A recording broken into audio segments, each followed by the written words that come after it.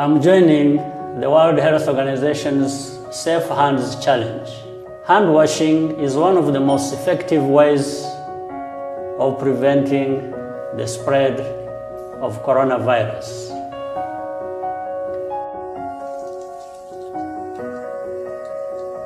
Wash your hands with soap and water for at least 40 to 60 seconds.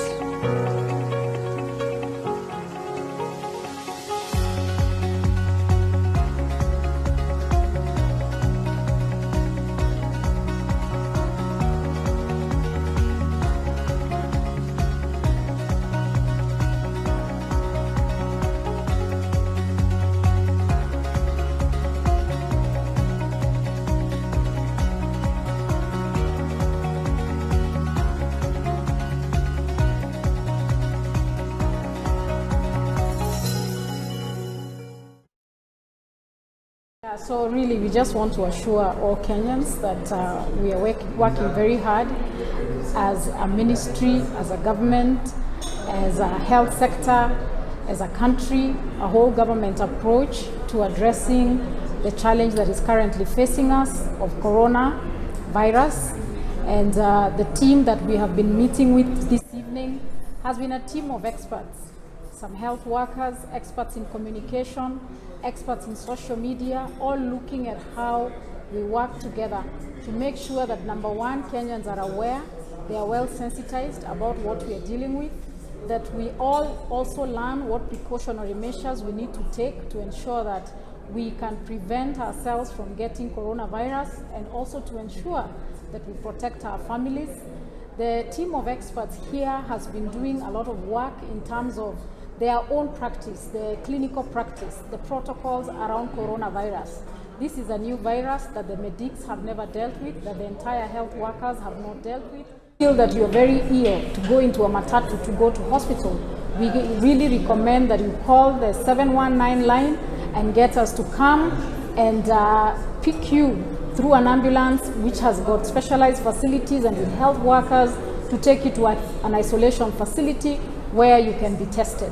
So basically, we are just aligning our coordination and making sure that we have a seamless operation even as we deal with coronavirus. And I just want to thank the entire team, the entire fraternity in communication world, social media world, our experts in health, for their really for their commitment and self-sacrifice. We've been sitting here up to very late hours in the night, days on end, and people are here really just volunteering themselves to serve this nation. So my deep appreciation, and to all of us, please keep us hooked up to our conversations, be kept in the loop through #ComeshaCorona. Thank you very much. Healthcare workers, your safety must be a priority. You have to take care of yourself well. You have to be in the adequate PPE. For instance, when you are at triage, you have to put on your basic apron, you have to put on your gloves, and then if you suspect influenza-like illness, then you'll have to put on your mask. You'll have to ensure that you dress yourself properly before you continue with the patient. Our world faces a common enemy, COVID-19. The virus does not care about nationality or ethnicity, faction or face. It attacks all relentlessly. Meanwhile, armed conflict rages on around the world. The most vulnerable, women and children, people with disabilities, the marginalized and displaced, pay the highest price. They are also at the highest risk of suffering devastating losses from COVID-19. Let's not forget that in war-ravaged countries, health systems have collapsed. Health professionals, already few in number, have often been targeted. Refugees and others displaced by violent conflict are doubly vulnerable. The fury of the virus illustrates the folly of war. That is why today I am calling for an immediate global ceasefire in all corners of the world. It is time to put armed conflict on lockdown and focus together on the true fight of our lives. To warring parties I say, pull back from hostilities, put aside mistrust and animosity, silence the guns, stop the artillery, end the airstrikes. This is crucial to help create corridors for life-saving aid, to open precious windows for diplomacy, to bring hope to places among the most vulnerable to COVID-19. Let us take inspiration from coalitions and dialogue slowly taking shape among rival parties in some parts to enable joint approaches to COVID-19. But we need much more. End the sickness of war and fight the disease that is ravaging our world. It starts by stopping the fighting everywhere, now. That is what our human family needs, now more than ever. Thank you very much, Secretary General. We're now going to take some questions from the press. James Bays from Al Jazeera is asking, your call for a global ceasefire is obviously going to be difficult to achieve. I would like to ask you to address just one conflict as an example, Libya, where all parties are already supposed to be observing a humanitarian pause. But in fact, it seems one side, led by General Haftar, has used this period to intensify his military campaign. There was a truce that was more recently decided again. It is not holding very well. And this is one of the reasons why I believe we need a global ceasefire. And all my special representatives will be very active, talking with the parties and trying to create a global dynamics in order for all countries around the world to put pressure on the parties to the conflicts everywhere to stop the fighting. I believe that this is the only way to address those situations where the parties have been quite stubborn in not accepting the need to a ceasefire, when everybody knows that there is no military solution, and the fighting going on only increases suffering and makes the response to COVID-19 now even more difficult. Just quick follow-up to that from Maria from TASS.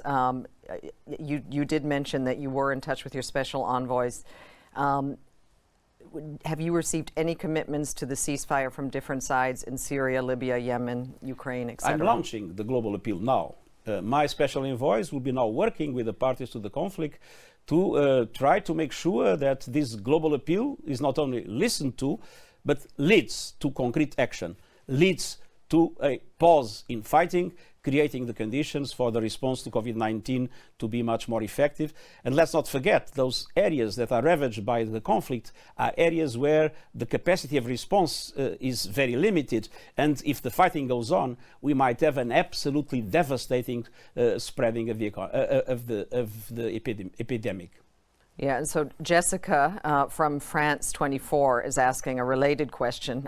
Can you explain how you would protect the world's most vulnerable from the virus, refugees in particular? Well, the UNHCR and IOM have been working hard to have a plan, working with the host countries in order to create conditions in refugee camps and or in settlements where refugees are, together with internally displaced people, both to prevent the arrival of the virus to those places through different measures, but also to create the capacity to respond and to mitigate the impact inside those camps. I appeal for the international community to fully support those measures. They will be included in a humanitarian appeal that we will launch on Wednesday, asking for $2 billion to allow us to have a humanitarian response more effective in relation to those dramatic situations where COVID-19 has needs by itself, but at the same time is linked to a desperate situation already in the countries affected. Betul Yurik from Anadolu Agency is asking, do you think the measures taken by the world leaders are enough? And if not, what other steps would you like them to take? I've just sent a letter to the leaders of the G20. I think it is clear that we need a much stronger coordination. Coordination in suppression of the disease, coordination in making sure that not only the developed countries can respond effectively to the disease, but that there is massive support to the developing world, not to let the disease spread like wildfire in the developed world. And then a huge package a package to respond to the economic and social consequences, but not as in 2008, a package essentially aiming at the financial center. Now it's a human crisis, so the package needs to make households be afloat, make businesses be afloat, keep societies being afloat in this very difficult circumstance. And this will require a double digit of GDP support in the developed world, and creating the conditions through the IMF, through the swaps among central banks, through the creation of new facilities. We need to mobilize enough funds to allow the developing countries themselves to be able to have an adequate economic and social response to the crisis. And then they need to make sure that when we recover in a more sustainable and a more inclusive economy. Great. Pam Falk from CBS News is asking, are you concerned that this crisis is diverting attention from some of the world's other problems? It is true. The crisis is diverting attention from many other issues. We need to be able to respond to the crisis, but at the same time, as I did today, to make sure that responding to the crisis, we are also addressing some of our major concerns. When I ask for a global ceasefire, the global ceasefire is, of course, absolutely essential for an effective response to the crisis in areas of conflict, but is also a value in itself.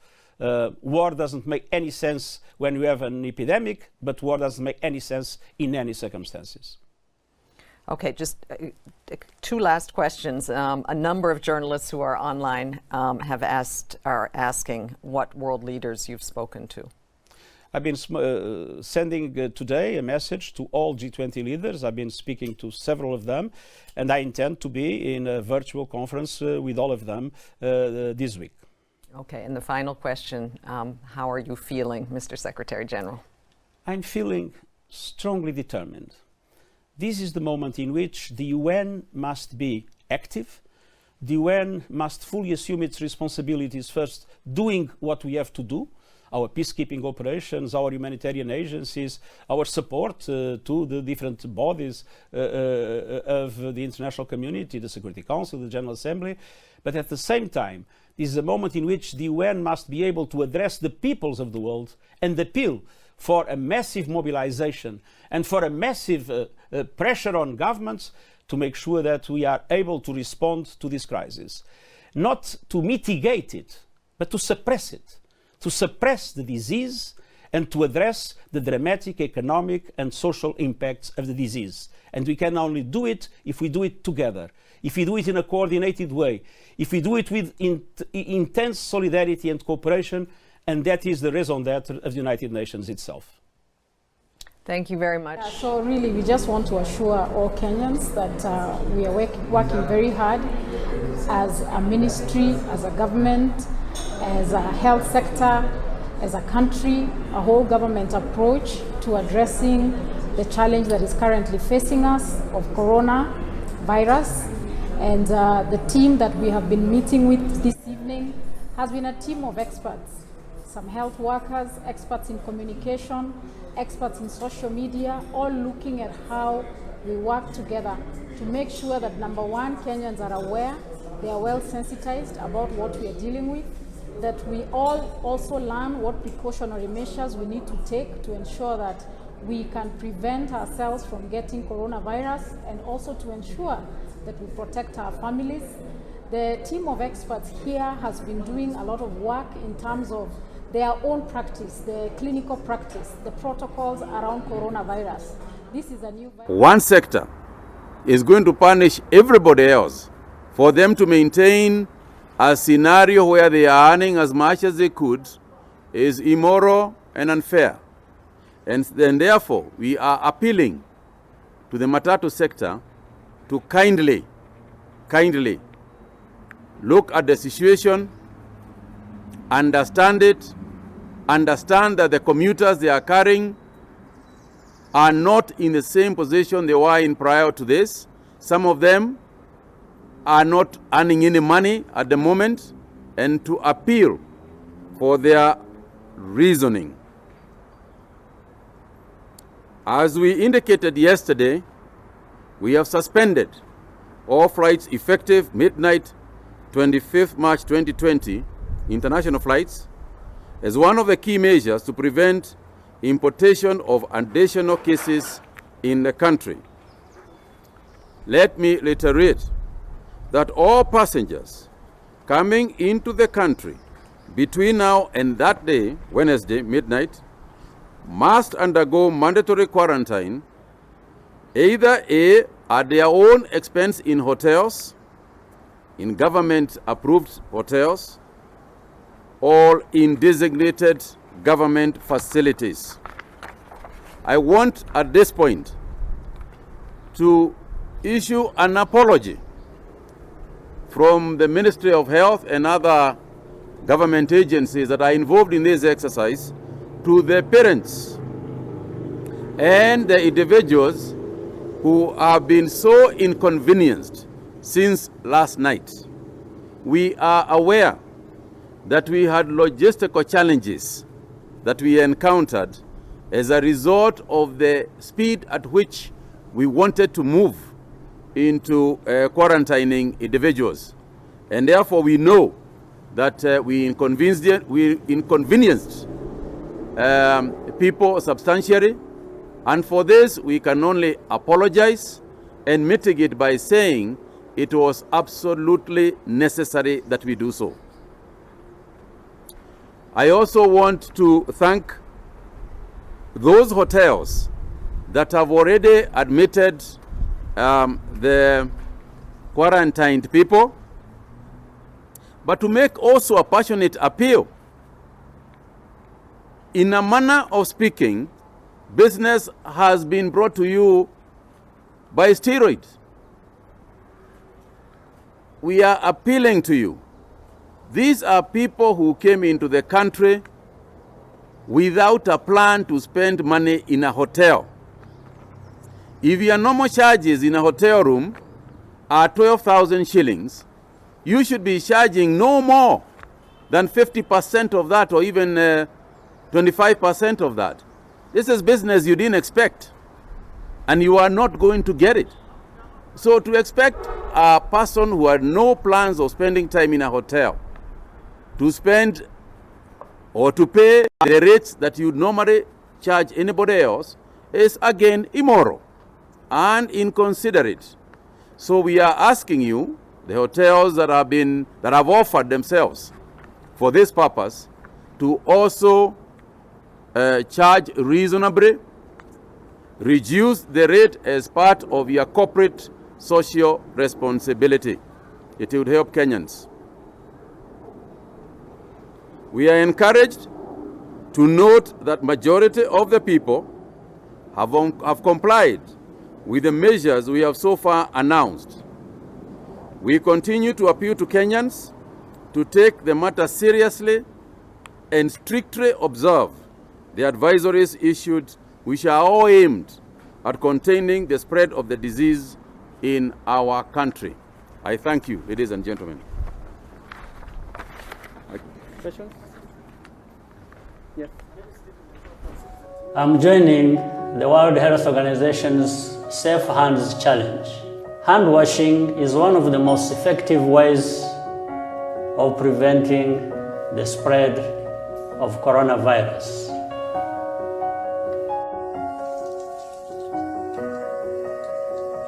Wash your hands with soap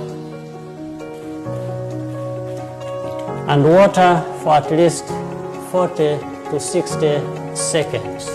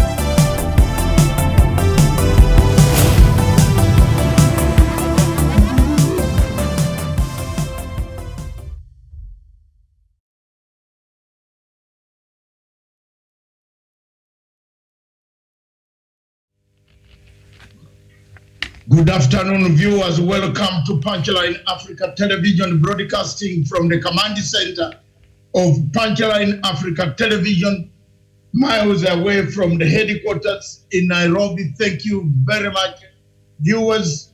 Thank you very much, all of you listening to us from Africa, from each part of Africa, wherever you were, whether you are in Morocco, in Cairo, in Libya, in Accra. Thank you very much for listening and watching us, giving us your opportunity at this hour of COVID-19. The entire world is focused on how and when the disease can be wiped out. Today, our contribution as Punchline Africa Television is to make sure that we bring updates from the African continent. With me in the studio in Nairobi is none other than Miriam Ogutu, herself, the main researcher anchor of Punchline Africa Television. My names are Dr. David Matanga, the guy in the political command center of Punchline Africa satellite system, wherever we are broadcasting from. Thank you very much, viewers. Later on in the day, we shall be joined by a correspondent from Nairobi, another one from situated somewhere. Professor Onyali will come in at 12:30 to give us his perspective of what Africa can do, what Kenya can do, what Kenya has done. Why are we not following the instructions? And what type of language are MPs in Kenya using? We are going to look at that. One MP has annoyed millions of Kenyans by suggesting something which is very stupid and very idiotic in manners. And being a comedian, people have said maybe he thought this is it's just comedy. This is not comedy. This disease is real. So when you come out as a leader to speak and write anything on the platform, some of us, our words are measured, but the MP is talking as if he wants to create a state of despondency.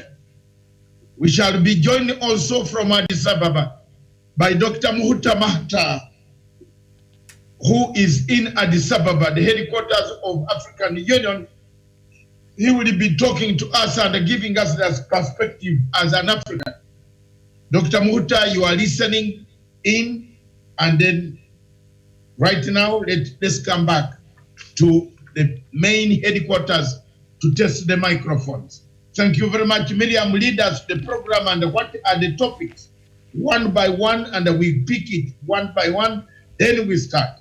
Thank you. Indeed. Thank you so much, Doctor, there from Punchline Political Command Center. My name is Miriam Oguta. Very good afternoon to you. Good evening, good morning, depending on where you're watching us from across the globe. We know our viewership is spread over the world. So thank you so much for finding time to be with us today. And so we have so much in store for you. We shall start with Kenya, the latest updates, and also we shall go through the newspapers here in Kenya. And then we shall come back. After that, we look at Africa and the world and the reactions and the solutions to the COVID-19 pandemic. And then after that, is a lockdown the solution to Africa's situation? And we shall look at the case study of Zimbabwe and South Africa, and as well as at the tail end of the show, we shall look at what Trump is saying on COVID-19 and what are the implications of some of these things, some of the sentiments and the statements that the leader of the free world has been making, Doctor. So right now, I don't know, we just go to the newspapers, and then as we discuss the situation in Kenya in regards to the COVID-19, and especially you brought up that statement by Mr. KJ, one of the members of parliament here in Kenya, and also is a comedian, as Doctor there has said. Our leaders must understand that whatever they say have implications, right? Thank you very much. Before we start our ceremony, it's very clear. Wash your hands, sanitize them, Miriam. I hope your sanitizer is close. I do. Yes, keep a distance. Yes. social distancing, stay at home at necessary. When it is necessary is when you get out. Wash your hands at least 20 to 40, 60 seconds with soap. Stay at home if possible. Social distancing. I am happy that most of the clergy today were on this line in this communication. And I told you that a few years ago, Miriam, we should be very happy. And I can see we are smiling a bit. We started this communication knowing very well that one day, as Martin Luther said, one day, he might not be there. But here we are here. 4 years ago, we started this network to make sure that people stick on the network. It is now the only Bible. Even the anchors cannot move to the studio. I'm happy that you have come, but I'm not telling you not to come tomorrow. Thank you very much. Miriam, over to you in the studio. That is the ceremony that you must always do when you start and when you end. Sanitize your hands. Don't touch your face. Stay away. Imagine the face has got piri-piri, pepper. Don't touch. Please stay away. If you have sneezing symptoms, just cross over to the clinic. Yay! We shall have hope. Hope. Hope. And don't forget my chapter, the best one, St. Luke chapter 22, verse 41 to 45. Oh ye, oh Father, you have the will. If you can, take it away. But if it is your will, let me carry it. That is it. Summary.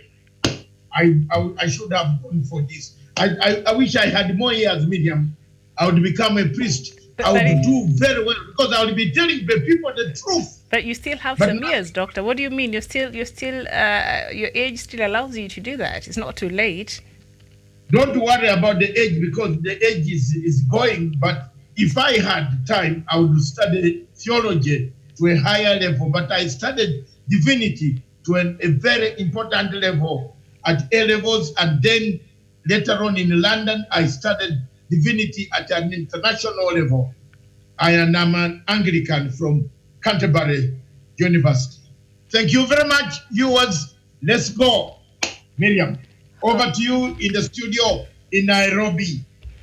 All right. So one of the first things that we need to look at, Doctor, is the front pages of our leading. Today we have the two newspapers, the Sunday Nation and also the Standard, the Sunday Standard. And on the Sunday Nation, on the front pages there, I don't know if you can see that. This is what it looks like. I don't know if our production can put it there. The figure is 65959. You should be in your house, and this is the magic number. Yes. The headline. A friend of mine from an African country asked me, I don't want to say the names, but I am a friend of very, very high people in Africa. One high person today made a call to me and said, what have you done in Kenya, which seemed to be, it is working? Is it good for me to declare a 21 lockdown? A friend of mine was asking me. And I said, look, in Africa, we don't have we don't have the capacity of a social contract to be able to lock down. You could be locking down to create a very big scenario of regime change. So he said, come on. Yes, I said, here we have a number 65959. What does that mean? I said, we have another number called 2020, meaning social distance. Stay away. Don't come closer. Then wash your hands 20 to 40 minutes with soap. Stay away distance. Then 0 means don't give excuses. 0 excuse. He said, this is too much of philosophy. I said, that's what I read at school. You imagine what it is. He said, oh, yes, zero excuse. Don't give excuse for having not washed your hands. This thing is real. Wash your hands with soap. So, Miriam, there we are. We are back. All right. So below that headline, the 65959, the Sunday's Nation goes ahead to say this is the magic number that will, for the next few days, determine the kind of nights Kenyans will have. For some, it is a time to start observing a nightly curfew. But for others, if the events of the last Friday anything to go by, it is the beginning of a police bloodbath. So people still haven't gotten over the events that happened last Friday at the Likoni ferry channel there. And we go to the Standard newspaper, the Sunday Standard, and it says, Corona, why should we be afraid? That is what the headlines looks like. I'm sure production will have that. And it continues to say, red alert, projections show if unchecked, infections will collapse healthcare system with cases spreading across the country and our carefree attitude. It is now a matter of when, not if, the pandemic will find a home in our own living rooms. There, indeed, Doctor, that is a very worrying, headline there by the Sunday Standard, which unfortunately is the truth, because people are very carefree in the manner in which they're going about and even observing some of these measures that the government has put in place to make sure that you're safe. The World Health Organization, that Dr. Tedros, what is his name? Tedros. Adhanom, yes. Dr. Tedros of World Health Organization told you this. And Miriam, I quote. I always quote because that is what I went to school to do. I quote exactly what he said. Dr. Tedros said in one of his advices to Africa, he said, please, Africans, you have one problem in the world. One of the things that will kill us as Africans. Yes, I've got it, Miriam. He said, in reference to COVID-19 global pandemic, World Health Organization Director General Tedros Adhanom said that the greatest enemy of mankind, at the outbreak is of this deadly virus is not the virus itself, but the fear, rumor, and the stigma. Fear, rumor, and the stigma. Honorable MP KJ created the fear, rumor, and the stigma. This comedian man is part of the government. Why hasn't he, as a member of the constituency in Nairobi, not gone to the government to tell them that I have a problem, it could break in my place? Why is he writing to us? Why is he writing to us to do what? He's part of the government. You know very well the government is MPs and our salary, huge salary. But the biggest problem with the MP like him, he goes to fight for handouts in an office with Farouk, Quebec. For us, we don't hide anymore. Because if this disease is to take us, it will take all of us. Now there is no hide the might. The truth has to come and sink. Hello. There is no high and mighty, no low and high. We are on the same direction. You are being an MP of the place. You have the right to go to your government, talk to the people, to the government, and tell Mr. Mutahi Kagwe in writing or talk to him, engage him, instead of writing stigma, peddling, fake news, and causing more death. I want to tell you the truth from the experience that when AIDS started in Uganda, the people of Uganda became thin, not because of the virus, but because of the stigma. The people of Uganda became thin, despite the fact that they had food, matoke, and everything in plenty in that good land of the Pearl of Africa. They became thin like this on a small finger because of stigma. Every place you could go, people would tell you you have AIDS, don't sit here. It spread like a fire until President Museveni controlled it. Said we have to speak out, but not to harass people, not to backbite. This is not the time for backbiting, Mr. KJ. Facts can be facts. Africans are very difficult to pick in facts. In England, the whole place is seized. Bazungu like having their barbecue, their spring. Walai, there is nobody coming out. I'm speaking from facts. I have over 75 relatives, my close relatives, including my own old children, are in that country.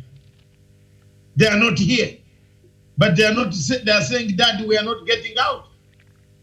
We are waiting for what to do. They tried to stock what they could stock. There are emergency lines. Our place has no emergency lines. It has emergency lines which is the government has constituted to put in place. Give the government a chance. This is the time to cooperate with the government. This is not the time to hunt down the government. I want to be candid again. Kenyans always fear the truth.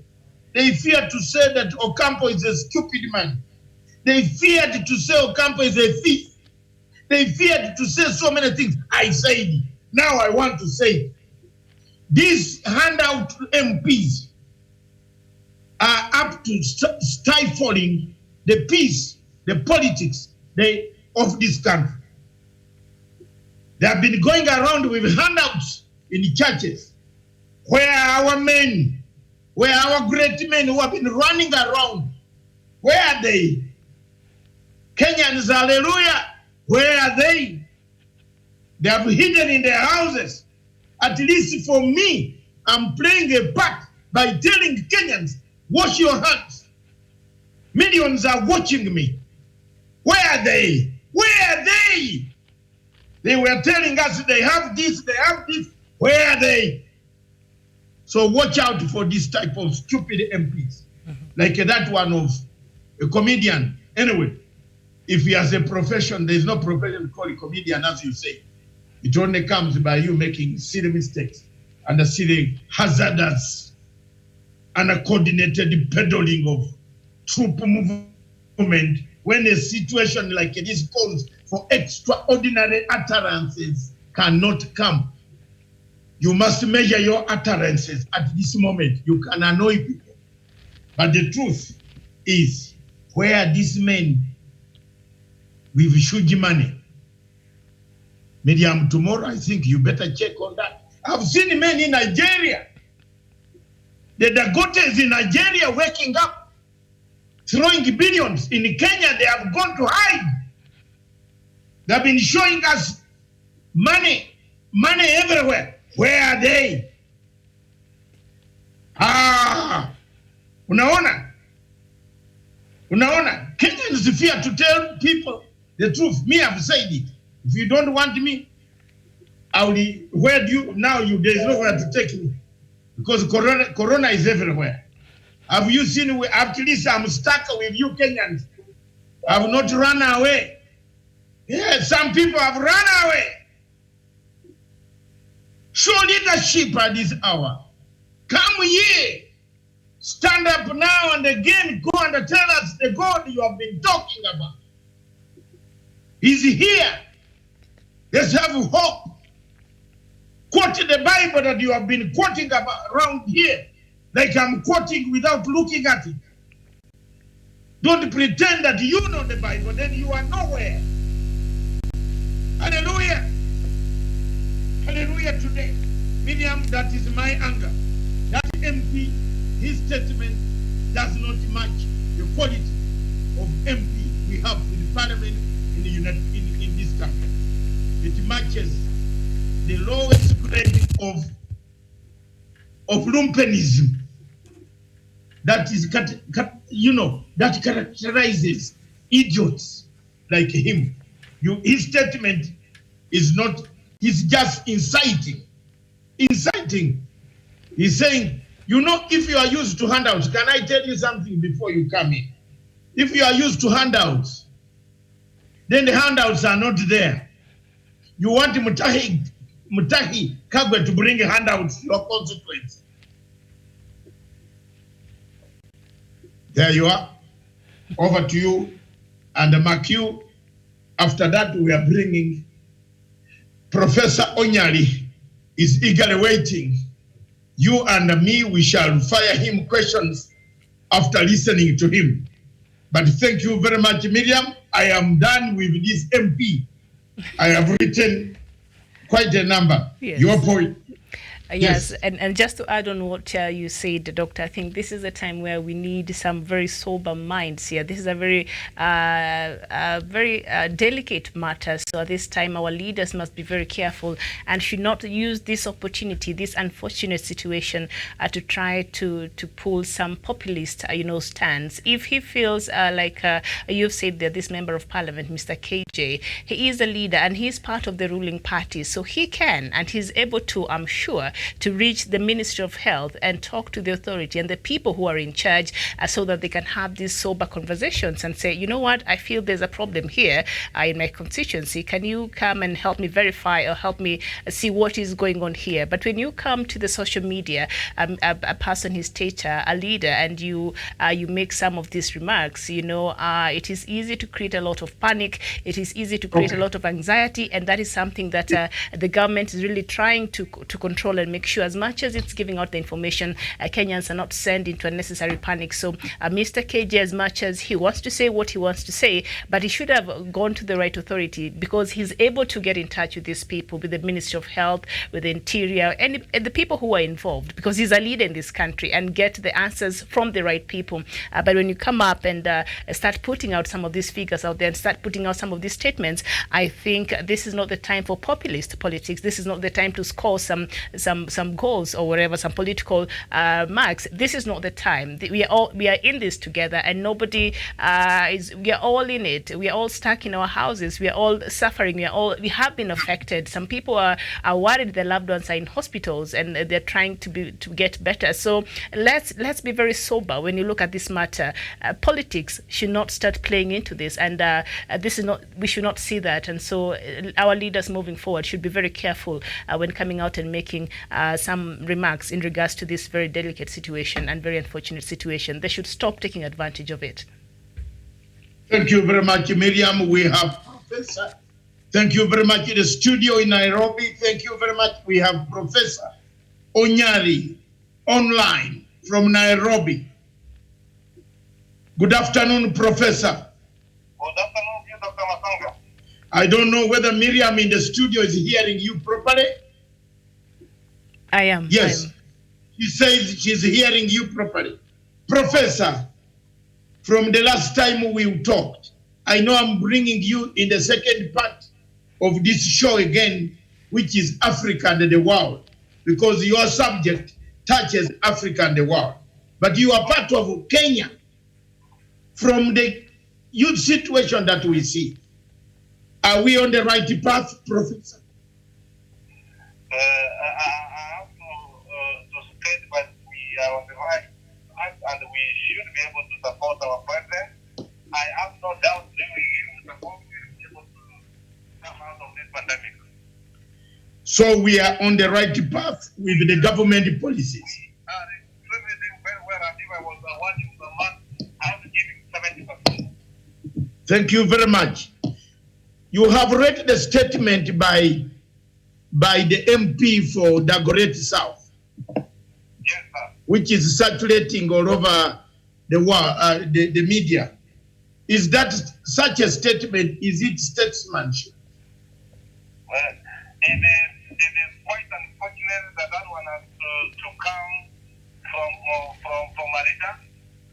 What the country now needs is leadership, and I don't see leadership from his part, and perhaps he's thinking that he's doing comment. Coronavirus is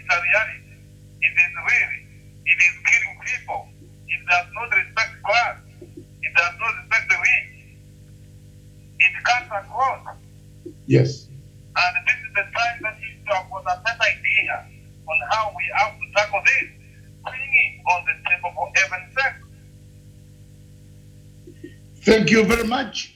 He uttered words of saying, contrary to what the World Health Organization has said, that what kills the people is stigma, fake news, peddling of words. Do you agree with the World Health Organization? Very true, and if we are rumors, stigma, and there is addict of that, it is the next people to panic. Yeah, is he not one of those who should have made regulations that would be helping the people of Kenya? Remember, he's an honorable member of parliament for the West South. He should be able to tell us what is he doing on the ground in the West South constituency to address the coronavirus pandemic. Okay, thank you very much, Dr. Professor Onyali. With us in Addis Ababa is Dr. Muhtar from Addis Ababa. Good afternoon from Addis Ababa, Dr. Muhtar. Yes, good afternoon, Mr. Aga. David, how are you doing with Pipeline Africa? I don't know whether Miriam is receiving you clear. Yes, she says she's receiving you clear. Yeah, you can see us live and clear. We have Professor Onyari online. We have Dr. Muhtar online from Addis Ababa. Both of you are on television. I will begin with Dr. Muhtar from Addis Ababa. Make your comments. What can we do in Kenya that has not been done, and how is the situation in Addis Ababa?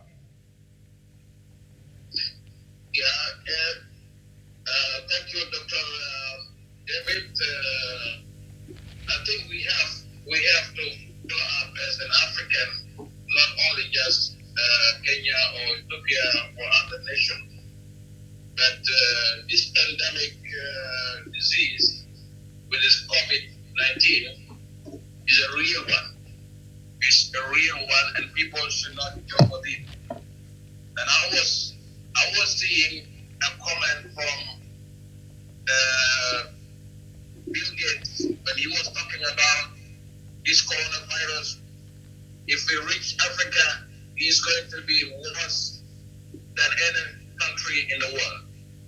Why? Because most of the countries in Africa, they don't have a good medical system or good health system.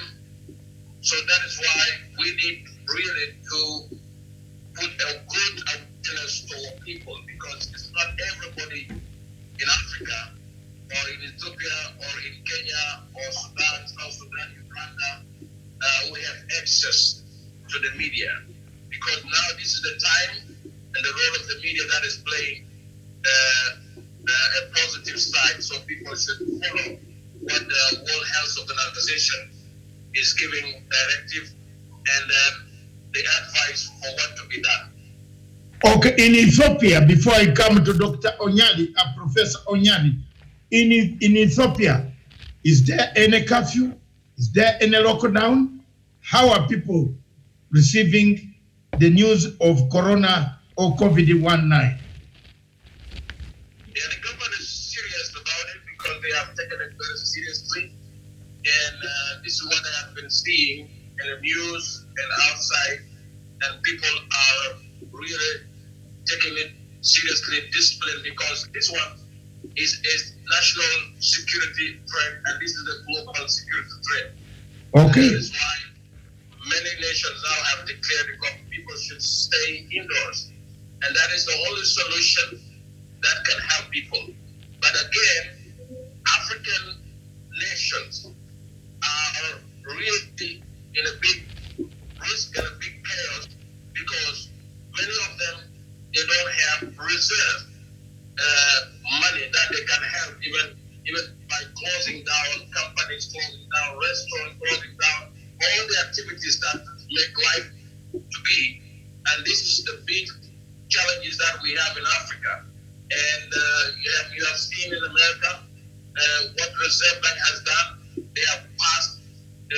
bill of 2 trillion so that they can help their businesses, they can help their citizens. Australia have done it. They passed the bill of $600 billion US, the Australian dollar, so that they can help the citizen. And this is what we are facing in Africa, like what I have seen the day before in the evening when the police are beating people and the military are beating people in Kenya. We shall come to that. We shall come. We should really be careful about it. Yes, Dr. Muhta, we shall come to that from Addis Ababa. Let me bring in Professor Onyali. Professor Onyali, you have heard what Dr. Muhta was saying. Yes, sir.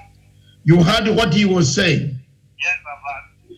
What do you think about both of you? This question after you have answered that, Dr. Muhta answer also. What do you think about the AU? You are talking African Union. What has the AU been? You are telling us the United States has given out money. Is AU even giving out a circular at all? As I said last time, African Union is as good as dead. It is not there. It does not have the head on the tail. It is quite unfortunate that a very prestigious institution for the continent of Africa is not taking leadership, not providing leadership, and is not fighting the COVID-19 from the front. In fact, African governments are left on their own, and the sooner they realize it, the better. Thank you very much, both of you. You can stay online and enjoy, but let me go back to the headquarters of Punchline Africa in Nairobi. Any questions to the two, one professor and one Dr. Muhta from Addis Ababa? Dr. Muhta in Addis Ababa, you are there. Miriam is watching you. Is African Union doing enough to encourage Africans? I think this is unfortunately this is what we have not seen, that African Union has moved like when those of G20 was doing the press conference about what to be done for the global issue. And African Union should do the same thing, to call all the leaders and then to have a press and media conference online so that they have to discuss this thing. But the problem is this: African Union has become like a union where people will just come in the summit and pass resolution and not doing anything. And it's the same thing that I have seen when Italy was going through all the crisis and people are dying. And the European Union, each nation now has shown that there was no union. And seeing China to come all over to support us, and we're not seeing anything from the African Union. So where is the budget of the African Union? When we say we have the president, we have the chairman every year, we have the chairman of the African Union that have 5 years, and then we come on board. So where is the budget for the African Union to stand and to make it work? So we are depending only for the global leaders. And this one, now I've been seeing Dr. Matanga, this coronavirus or whatever they call it, the COVID-19 is a real disease, and this is a pandemic. And people have to take it very seriously, and African has to stand together this time. Our leaders have to listen, even if they are following you there. If some of them are listening to this punchline, I have seen the only country that has supported its citizen is Rwanda. Paul Kagame came out and COVID packaging and sending to the indoors people who are staying at home, giving them food. Because if you close down businesses and people depend on their daily life, going out, get food for their children, coming back with some bags with food. So what are we going to do for the people? Okay. I have seen now in this pandemic the issue that has come as a global, and that is facing the continent of Africa. We have really to check ourselves whether we are really union or not union. Because when you don't, this one will not take us anywhere. Thank you very much, Dr. Muhta from Addis Ababa. And lastly, your last shorting part before we return to the studio. You can continue listening. Doctors, you are free to listen, but we want to turn to the studio. Professor Onyari. Yes, ma'am. Your last word, please.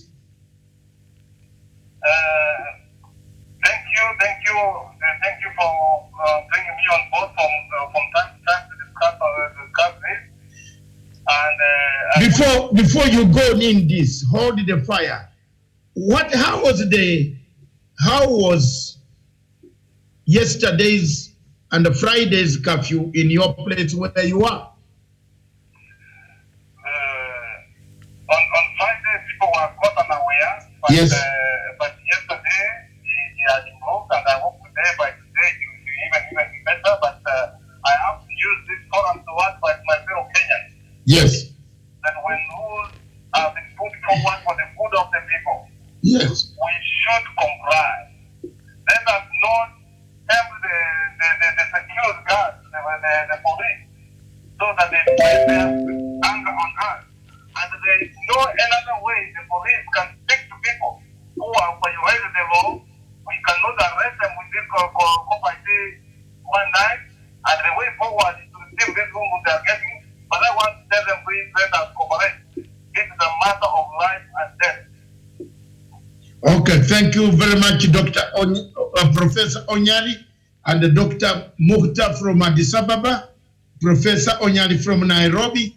Back to you in the studio, Miriam Ogutu. You can continue listening to the good voice as we read out the stats of Africa. Let's come back to the reality. Where are we standing? When you read one, I will read two. Let me begin with Kenya. Confirmed cases as by yesterday, 38.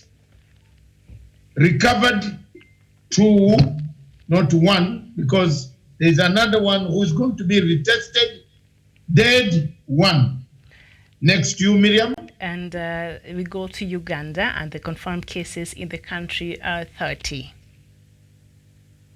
None dead. Tanzania, confirmed cases 14, 1 recovered. And we go to Zimbabwe. I think some of these numbers have gone up, but the confirmed cases in Zimbabwe is 7, and 1 death has been reported. Ethiopia, where Dr. Muhta is, 19 cases, 1 recovered. All right, and we go to Sudan, and the confirmed cases is 5, and 1 person has been reported dead. And then we go to Angola, where confirmed cases is 5. And we are in Zambia now. Zambia, 28 cases. All right. Nothing has moved. Yes. South Africa, 1,187. Recovered 31, 1 dead. And we go to... It is a lockdown. It is a lockdown in South Africa, and we shall look at it because it will be our case study, South Africa and Zimbabwe, just after we are done with this. And in Egypt, confirmed cases of the coronavirus stands at 576 persons, and recovered cases are 121, and 36 people are reported to have died. So far, that's the highest. Then we go to Algeria. Confirmed cases are 454, recovered 31, dead 29. May their souls rest in peace. And then we move to Morocco, where confirmed cases stand at 437, recovered is 12, and dead is 26. Then we go to Tunisia. It's one of the countries that is on lockdown in Africa. Lockdown. From down to curfew, curfew to curfew, and back to down. It is locked down. Yes, Tunisia, 278 cases, recovered 12, dead 26. Yeah, and then we move to Burkina Faso, where the confirmed cases so far stand at 207. Recovered is 21, and the people who have died so far in Burkina Faso is 11. So in Tunisia, I read 26 dead, 8, recovered 2. Sorry about that. Mm-hmm. And the number in Tunisia is 278. Then you go to Ghana. Confirmed cases 141, 2 have recovered, 5 are dead in Ghana. It is also on partial lockdown. Yes, indeed. And we move to Senegal, where confirmed cases is at 130 and 18 people have recovered. No death has been reported in Senegal yet. Mauritius, 102 cases, 2 are dead. No recovery yet. And then we head to the Ivory Coast, where confirmed cases so far is at 101. 3 have recovered. Death has not been reported from Ivory Coast. We go to our giant of Africa, another one, Nigeria. 97 cases reported, recovered 3, only 1 dead. Yes, and in Cameroon, confirmed cases is at 91, recovered 2, and the people who have died in Cameroon stands at 2.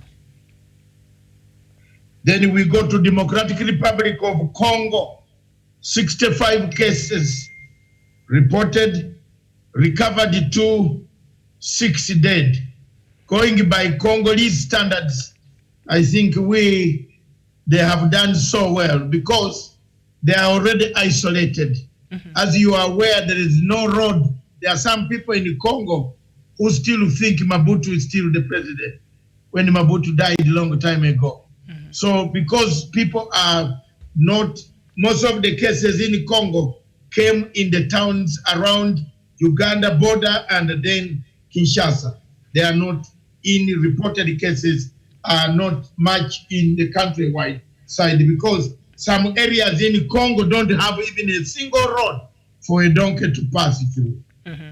And also the president there, President Felix Tshisekedi, also put a lockdown, not even a partial curfew, but a lockdown on Kinshasa once they had their first case. So Kinshasa, right now as we speak, is under a complete lockdown. And so we move to Rwanda, where confirmed cases there stands. Before you move to Rwanda, let's see the lockdown position. You look at, I think our viewers should also look at the lockdown areas that are locked down. The viewers should look at those countries which are locked down. Kinshasa, Congo, they locked it down completely. There no nightclub, no disco, no guitar, no dancing. You know this is a country for dancers. And one of the things they are known is to wear suits and dance. In Africa, they are very good people for dancing. But Tshisekedi said, all of you will stay indoors. There is nothing coming out to town.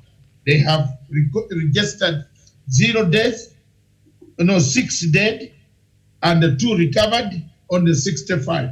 That is a very good number so far when it comes to Congo. Next, I think Rwanda, the country has confirmed about 60 cases. They've not confirmed any recoveries, and they've not confirmed any deaths. The Rwanda government, we thank you so much for having done your best. 60 cases confirmed. Most of them are not from Rwanda. In fact, most of them came from outside Rwanda by airlines that kept on delivering passengers from other parts of the world. Thank you very much, Rwanda. Madagascar, confirmed cases are 39. No death, no recovery. And then we go to Togo, where confirmed cases stands at 25. Recovered is 1 person, and 1 person also has been reported dead there in Togo. Mali, 18 cases, no recovery, 1 dead. Right, and Equatorial Guinea, confirmed cases is at 12. Confirmed recovery, no, and confirmed deaths, not yet. Namibia confirmed cases 11, recovered 2. And Guinea confirmed cases is 8, and no recoveries and no deaths yet. Mozambique confirmed cases 8, no recoveries, no deaths. And in Seychelles, confirmed cases also is at 8, and no recoveries and no deaths have been reported. Gabon 7, dead 1, no recovery. Indeed, and in Benin, confirmed cases is at 6, no recoveries and no death there has been reported. And Eritrea in the Horn of Africa, 6 cases only reported. Remember, if you can see the pattern of these countries that are that have draconian tough hand. That's what I wanted to say, because nobody really travels in Eritrea because of how the country is. So at this point, they're very happy because, yes. Nobody comes out of Eritrea when the president has said it to say. If you can look at those countries, Kenyans, watch this. Watch the pattern in Africa. In fact, when Mozambique closed it down, Maputo is closed down. It's locked down. Seychelles closed down. Tourists who are inside are the tourists who are inside. Those who are outside, they don't come and mix, or they are not coming at all. Benin, to close down. Eritrea, closed down. In Eritrea, there is no movement. No going out, no coming in, no socializing. In fact, there matters are worse. If you took Kenyans there, I don't know what would happen in the cries that they have made here after seeing the Mombasa ferry, the cries and the way the Human Rights Watch and this other group called, there's a group called Amnesty International, which only cries during elections. It has also come up to join the chorus of crybabies. Instead of accepting that there must be rule of law, the law is followed, and if you break it, you have to be punished. And if you go beyond, it depends on any anger. Even soldiers of America in Afghanistan, they have killed people.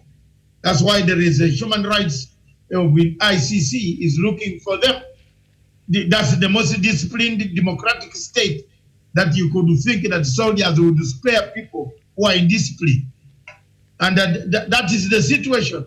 So if you go to those countries and you look at how things have been working, you'll find that this is what has been confirmed.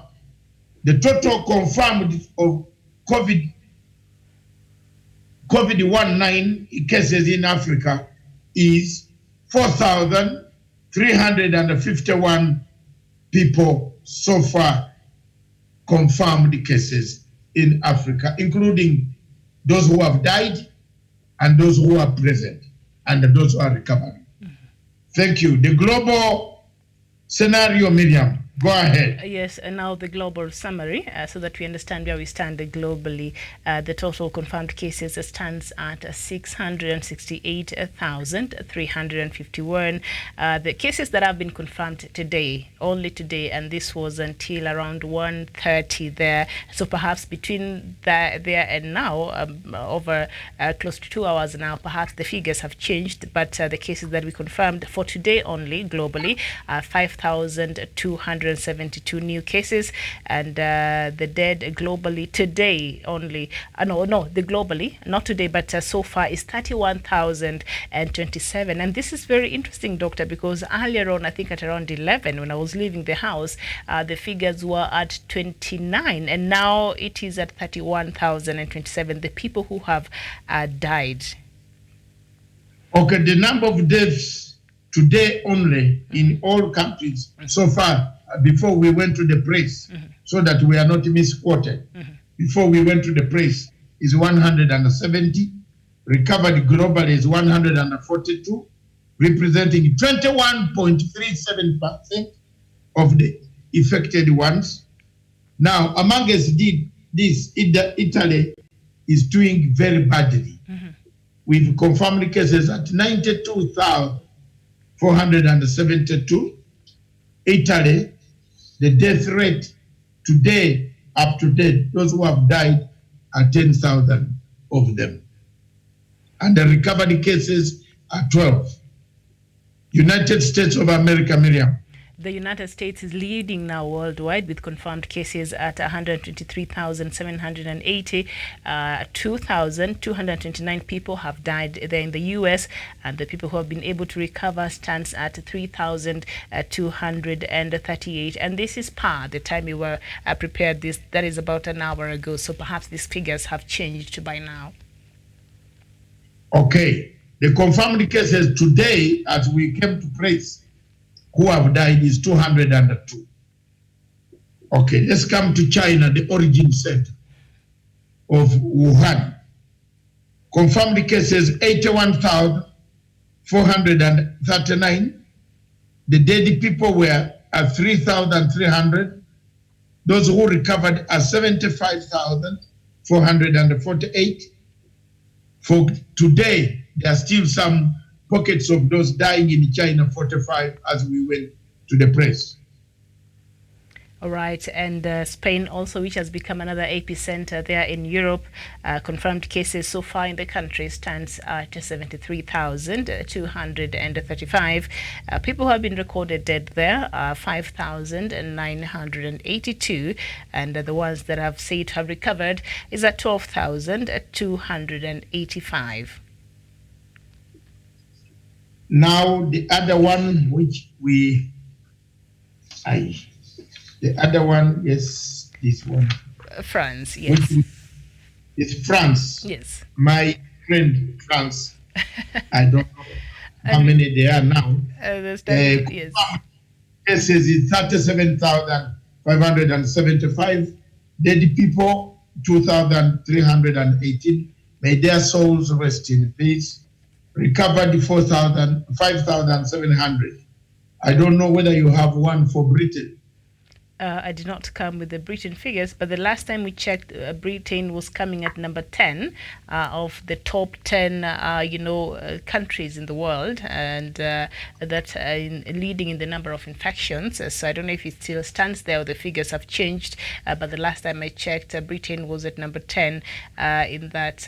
But our production team can get us the figures, and then we can share even as we continue with the show.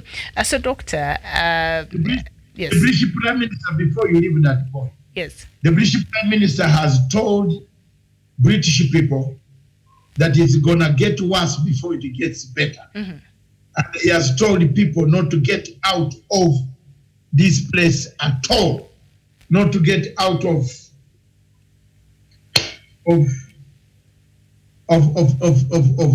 their houses, not to go anywhere else. It is under seal. Only essential services, those who are supposed to go out are the only ones going out. So here we are. Thank you very much, Miriam. We still have Dr. Onyali online. Mm-hmm. Dr. Onyali, you have heard the figures yourself. We want to leave you to go. Any last word again?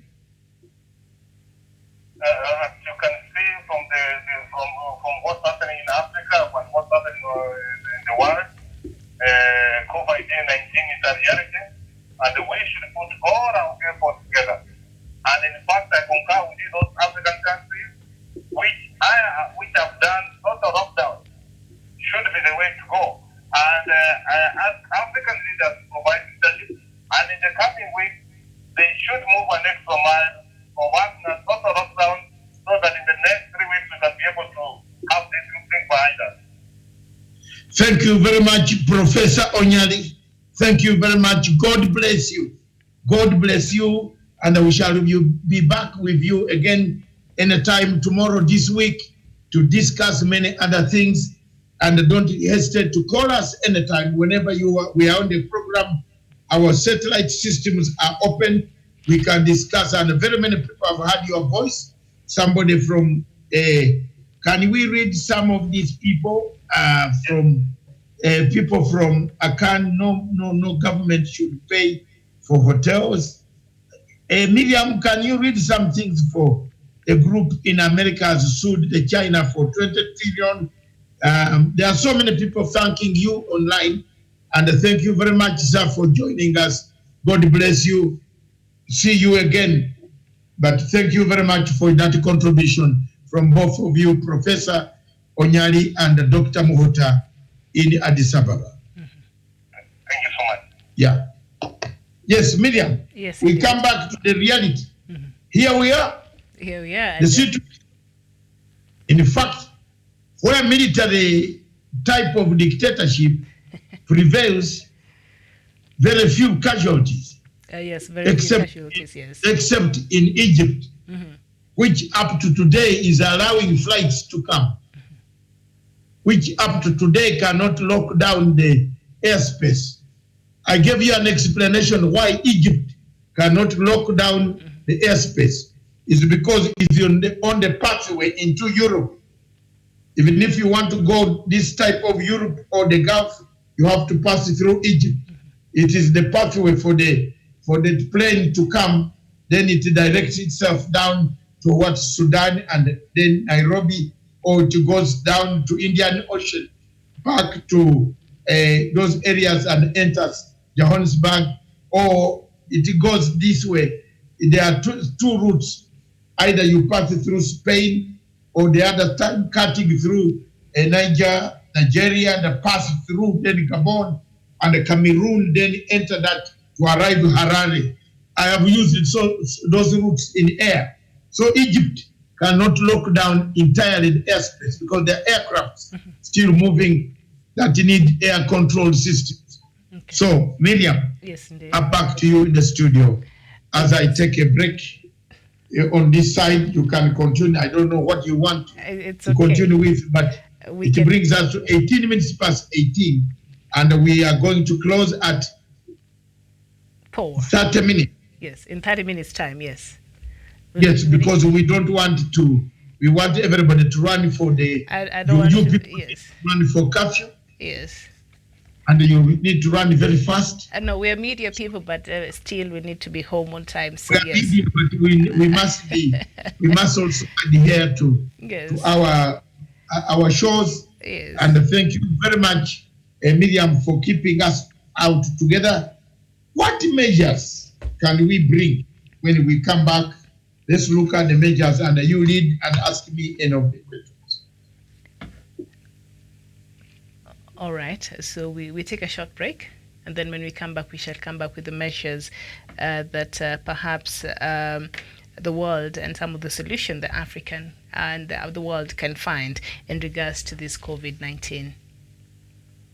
Apparently, South Sudan seemed to be in a clear green box. So really, we just want to assure all Kenyans that we are working very hard as a ministry, as a government, as a health sector. There are people are very few now, because you remember the war took the biggest ravaged numbers, ravaged the areas, and that's it. Okay, all right.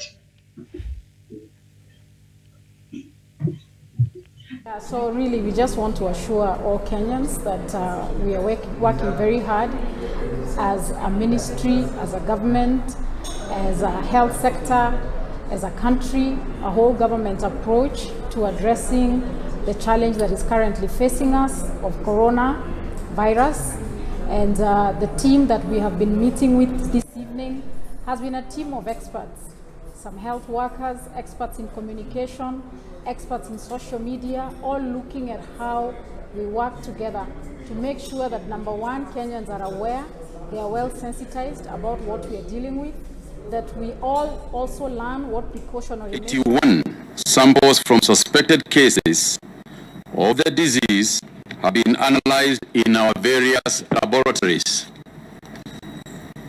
Out of the 81 samples, we have received confirmation of 7 people who have tested positive for the coronavirus disease. They include 4 Kenyans, 2 Congolese nationals, and 1 Chinese national. 3 are female and 4 males. This now brings to 38 the number of those who have tested positive for the virus in Kenya. Out of the 7, 4 had a history of travel from countries with active transmission. 1 had traveled to Mombasa, or 2 did not actually have a travel history but come from contacts. On a more positive note, I'm pleased to note that our first patient, together with the 3rd patient, have tested negative in their first retesting.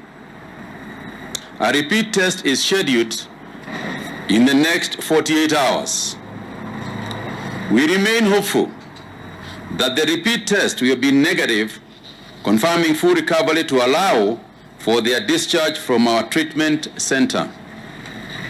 The 2nd patient turned negative, as we already announced to you, and was discharged from our hospital. All the 7 confirmed cases are from Nairobi County. This now puts Nairobi County as leading with 28 cases of those who have so far turned positive. Kilifi with 6, Mombasa with 2, while Kajiado and Kwale have 1 each. Out of the 38 cases, 21 are male, while 16 are female. Tracing of contacts for the 38 confirmed cases is ongoing.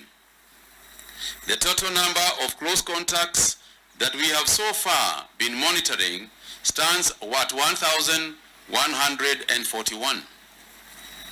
Out of this number, 163 have been discharged after completing the mandatory 14-day follow-up period. Currently, our teams are monitoring 978 close contacts. We have 3 individuals who have been admitted at Bagathi Hospital awaiting test results. To date, we have now tested 833 persons for the disease. As we informed you, from tomorrow, we shall embark on a mass testing for those persons who arrived in the country last week and are currently under mandatory quarantine. This will be done in line with the World Health Organization guidelines on testing for the virus. Due to the seriousness of the coronavirus disease and its potential strain on our healthcare resources, it has been deemed necessary for the government to institute mandatory quarantine for all those who have tested positive and their contacts. Once you have been identified as a contact to a patient who has tested positive, the Ministry of Health shall send its officials to your house to escort you to a quarantine facility. The purpose of this exercise is to have close monitoring of your well-being so as to safeguard your health and particularly safeguard that of your family and your friends at large. At this juncture, I'm appealing to our people. Thank you very much, viewers. Welcome back to our last part. In this last part, we want to look at the countries, 2 case studies. The countries that have completed or we intend to lock down, especially in South Africa. What did we see in South Africa after the lockdown? What is the experience like during the lockdown and after the lockdown and before the lockdown? The rush for goods, the struggle for who should be essential on the list, who should be moving out and not moving in, who should be permanently seated at home. Logistics are very, very important in when determining which country and how the country can lock down itself. So we want to look through this, and Miriam will take us through briefly, and then we finish. We call it a day and that run for our curfew. It is coming to 3:26 East African time, and the people will want to go back to curfew to prepare to buy the little that you might not have had at home before you go into the house until 5 a.m. in the morning tomorrow. Thank you. Oh, yes, indeed. And is lockdown the solution to Africa's situation? And today we're going to look at two countries, as Dr. Matsanga there has already stated, and that is Zimbabwe and South Africa. And we start with, I think, Zimbabwe, Doctor. And starting Monday, that is tomorrow, and subject to further review, Zimbabwe will be under a total lockdown for a period of 21 days. And this is according to President Emmerson Mnangagwa, who helped and saying that this will help to slow the spread of the coronavirus. Now, the lockdown will restrict people to their homes for most activities, only permitting outings for buying food or health emergencies, with security agents deployed to enforce it.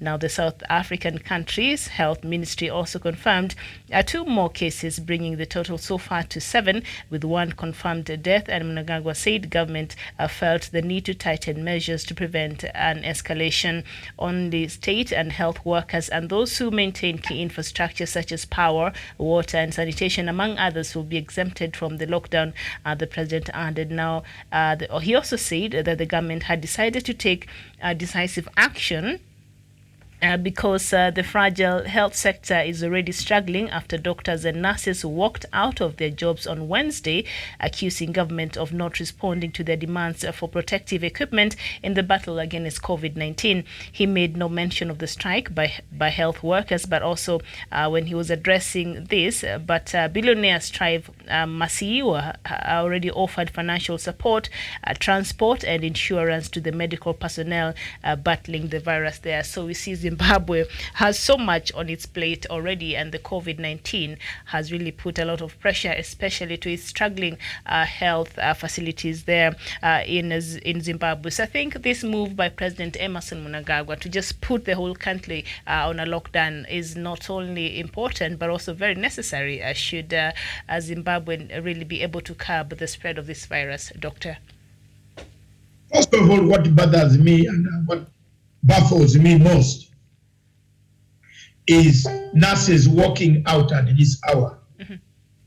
How patriotic are people in this world to walk on patients, to walk in a situation which is so bad like this one? Surely, I don't think this is a very good gesture at all. The nurses should have stayed indoors. The nurses should have waited and bargained more.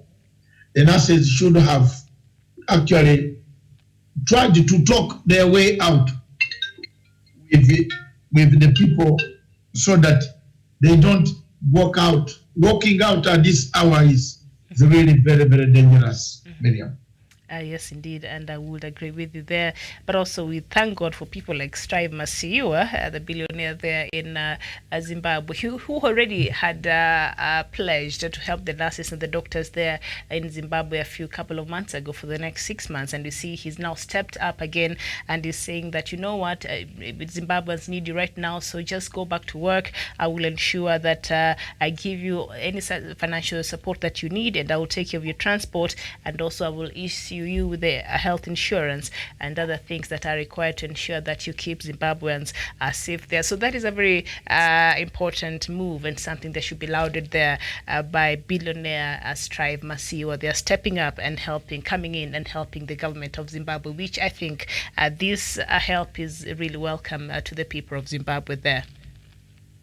I think for you, you can say that, but for me, I never liked him. I know. So I have never liked Strive Masiyiwa. But he has stepped up when needed right now, yes. So we have to acknowledge that. He should have already helped the Zimbabwean, economy long time ago. And he has more money that he spends. He has more money that he gets. He gets money out of the Econet, which no country is the only sole provider for services of air and network in Zimbabwe. he should have given money to the government not to sink. So coming in with this situation does not even change my heart at all to ever like him. Thank you. All right, there, Doctor. And so we move to South Africa, and South Africa has started a nationwide military patrolled lockdown, joining other African countries who have imposed strict curfews and shutdowns in an attempt to halt the spread of the coronavirus. Some 57 million people are restricted to their homes during South Africa's 3-week total lockdown, which began on Friday. South Africa's total number of cases is the highest on the continent, although it also reflects much more extensive testing and tracing than elsewhere. There has so far been over 3,000, close to 4,000 cases in the continent, according to the African Union Center of Disease Control, although experts say the figures are a gross underestimation. So people out there still saying, you know what, these Africans have higher figures. So these things you're telling us that Africa has recorded so far the lower numbers, that is a gross underestimation. So we see South Africa, Doctor, is on a lockdown, and that has not seen the coming down of the numbers. That means that some of these people that are now coming out and testing positive had already been infected before this lockdown was affected on Friday. But with this new proclamation by the government, we expected to see a decline in the number of infections in South Africa. Yeah, the South Africa, you know, it has a history of the previous illnesses that have been there, like the AIDS pandemic. The South African president, one of them, said there was no need. You only need to wash your hands and water with Lifebuoy soap. You wash yourself after having sex, and so on and so forth. So this thing has been heavy in South Africa, surely. So why I'm more worried is if it goes, it is the highest on the African continent so far. It is. Because very many people have other conditions. The other conditions, those who are healing from, or those who are on IVs, and so on and so forth. So there's bound to be a hope. Just let's put everything to hope, to God, to hope, to God, to hope.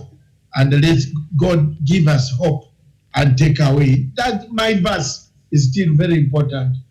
My verse of chapter 22, verse 41 to 45 of St. Luke. Please, God, take it away from us. It's your will. Take it away from us. That's all we can say for South Africa. Let's not say much, medium. Let's not say much, because there's nothing that we can change. There's nothing that we can change. There is already underlying illnesses that can actually affect chaos, can bring chaos. So let's leave it to God and say all of us. But one thing before we leave is philanthropists. What are they called? Sorry? Philanthropists.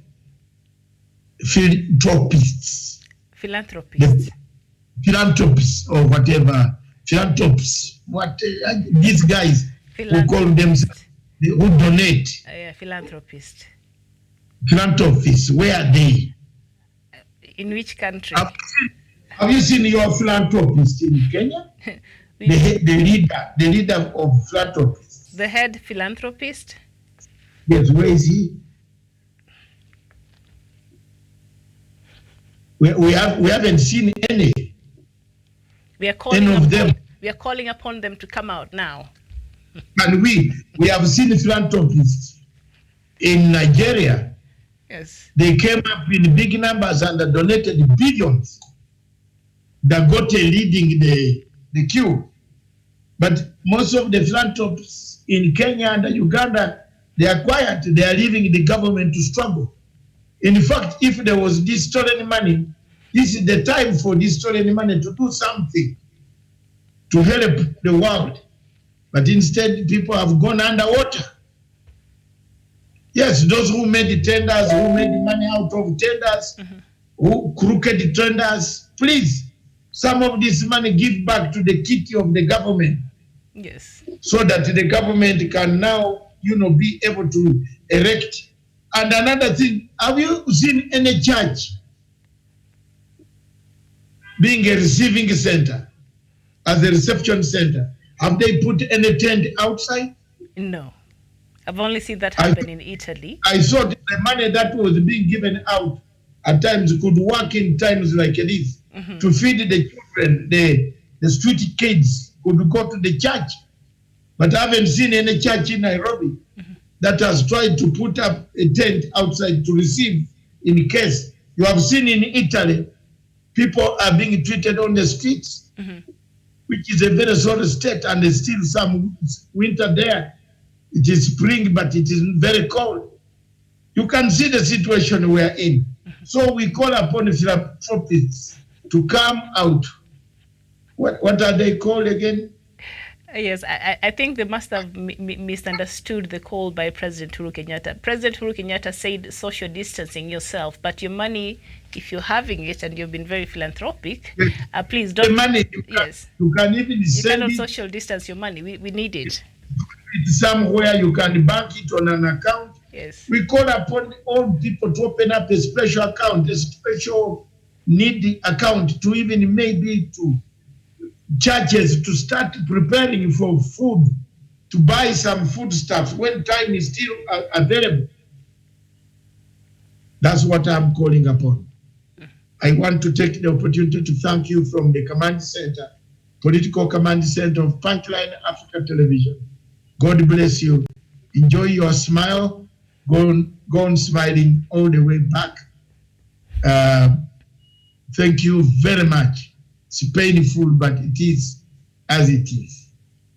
Thank you. God bless you. We are here. This thing is here. We don't know when. The other time we said when it will come. Now it has come. But we don't know when it will be over. That's the question now. Thank you very much. Over to you, Miriam, to close down. All right, thank you so much. And of course, so far, Kenya, the confirmed cases stands at 38. And so far, there are two people, case 2 and case 3, that the patients already tested negative. So they're waiting for the last negative test, and then they will be released. And also about 1,140 people are under observation, and 833 people have been tested for the virus, and they've all tested negative. So we really thank God for that. And of course, Nairobi leads with the number of infections at 28 people, Kilifi 6, Mombasa 2, Kajiado 1, and Kwale also 1. So we see you tomorrow here for another edition of Good Morning Africa, where we shall bring you the latest from Kenya, across the continent, and indeed across the world. My name is Miriam Ogutu. It was a pleasure. Thank you.